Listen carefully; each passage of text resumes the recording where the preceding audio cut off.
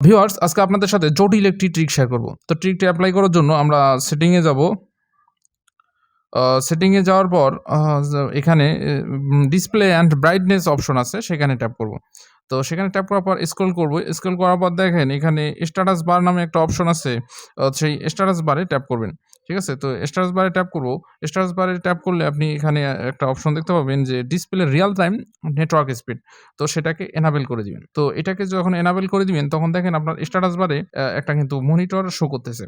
ওটা হচ্ছে speed metre. ওই স্পিড মিটারের কাজ হচ্ছে আপনার মোবাইল থেকে প্রতি সেকেন্ডে কি পরিমাণ ডাটা খরচ হচ্ছে সেটা কিন্তু আপনি চাইলেই এখান থেকে মনিটরিং করতে পারবেন। মানে দেখতে পারবেন আপনি যে কি পরিমাণ ডাটা আপনার খরচ হচ্ছে প্রতি সেকেন্ডে। তো আমি আপনাদের YouTube চালিয়ে দেখাবো। দেখেন YouTube এ ঢুকলাম। YouTube এ ঢোকার সাথে, সাথে দেখেন আমার কিন্তু এখানে খরচ হচ্ছে, দেখেন প্রতি সেকেন্ডে ডাটা খরচ হচ্ছে তার কিন্তু কাউন্টিং ওখানে দেখা যাচ্ছে।